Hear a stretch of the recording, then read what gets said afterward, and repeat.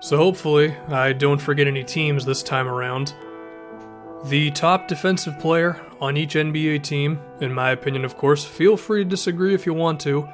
We're going to start with Aaron Gordon, who I think is finally going to be playing the power forward position because Serge Ibaka is no longer there. But with how much Frank Vogel and the Magic have been trolling us this season, they'll probably find some other way to mess up his position.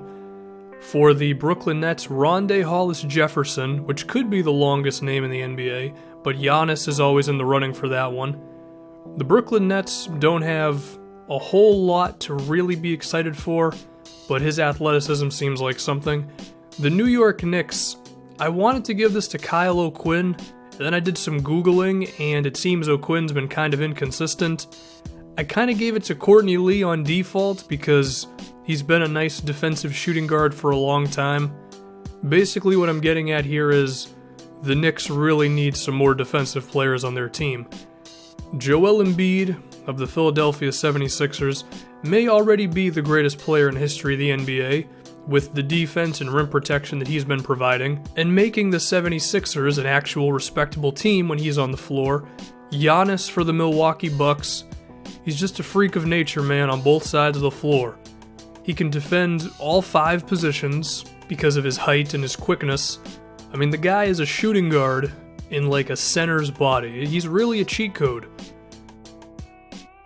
Now we have Michael Kidd-Gilchrist, who apparently stops fast breaks when he's the only guy consistently.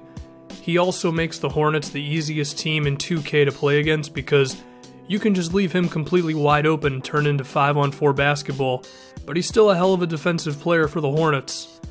Now if we head over to the Pistons, Kentavious Caldwell-Pope, who I really like that his three-point shooting has jumped up this season, and his physicality and athleticism allows him to be quite a defensive player. I like Hassan Whiteside with Miami for his rim protection, but he still has problems when it comes to defense outside of the paint. Justice Winslow, only in his second season, unfortunately he's going to be injured for some time.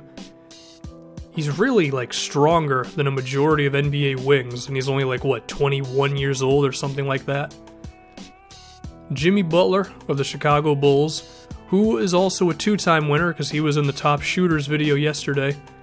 Similar to Justice Winslow, strong as all hell, kind of like a brick wall when you want to run through him. And then we have Paul George. These two are defending each other for this thing. I think it's kind of cool in some weird way. We thought he was going to be moved. There's a rumor that he's going to head to the Lakers. I don't know. I would like to see Paul George on a winning team. Maybe it's in Indiana. Maybe it's not. We don't really know. Paul Millsap, who's probably the closest thing to Draymond Green at the power forward position when it comes to his defense and ability to just do pretty much anything you ask for. He's a big body, but he also moves along the floor very well. And with his impending free agency coming up, maybe we could see him on a title contender or something close to it. He's a very impactful player. The question is, he's 32 years old or something like that.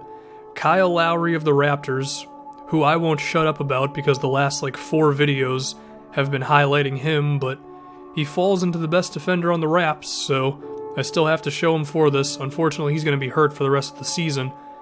Avery Bradley of the Celtics, who's been out for the last 20-something games or whatever. The Celtics have been getting cooked by a lot of opposing shooting guards lately, and it's not a surprise given that Bradley is not there. And they do have quite a few defenders, even if their defense overall as a team has been disappointing this season with Marcus Smart and Jay Crowder, and Horford still knows what he's doing. But I believe you still have to give it to Avery Bradley for the top defensive guy for the Boston Celtics. Now if we head over to the Washington Wizards, that's going to be John Wall. The Wiz defensively were kind of to start the season, but I guess John just got everybody inspired, and it helps when your top player is really committed to that side of the floor. Also, he's wearing number 20. Don't worry about it. I had to do it in a different roster to get Bradley on the team because 2K has that really stupid injured in real life thing going on. Eric Bledsoe. Part of me really wants to see him on a winning team. Also, shout out to him because I think this is the only clip where the guy actually scores on the other end, so he can feel special about that one. LeBron James, from a day-to-day standpoint, is he going to be the best defensive player? No, he's going to take some possessions off to preserve himself, but when he wants to be, he can still be perhaps the best defensive player in the NBA, so he still makes this thing. For the Minnesota Timberwolves, I had to go with Chris Dunn.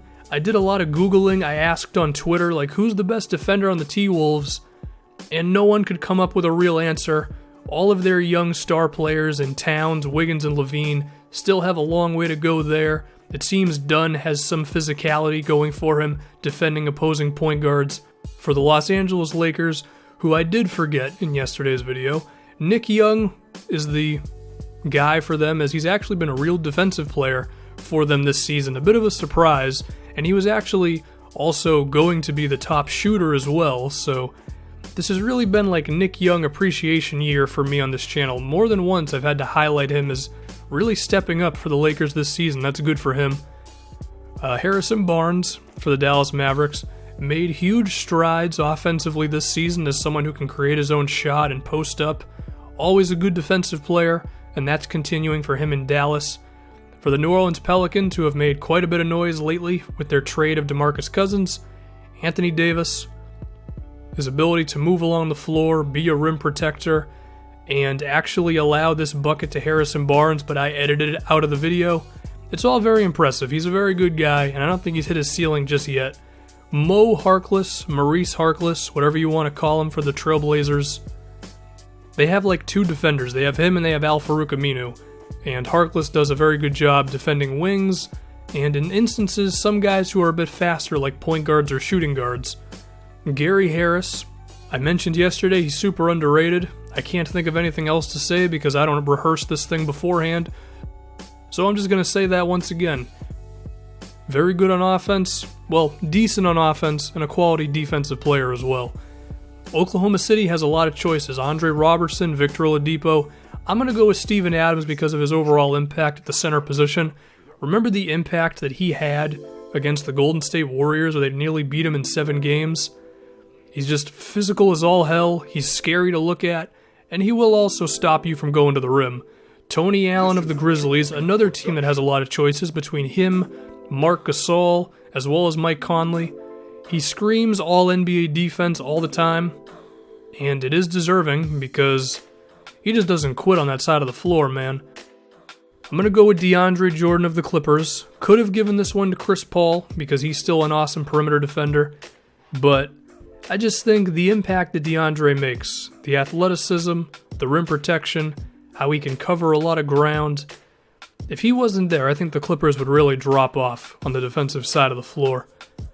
Rudy Gobert, probably the best defensive big man in the NBA today, although Joel Embiid as well as DeAndre are not far behind. Really transformed the Jazz once he emerged in his second season.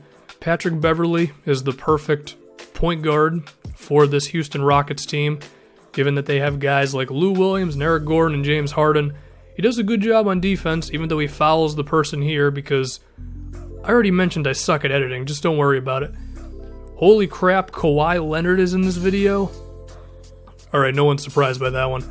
The best defender in the NBA, if he keeps going on this path, could be one of the best defenders of all time. Scottie Pippen levels of defense from Kawhi Leonard. Draymond Green also should not be a surprise.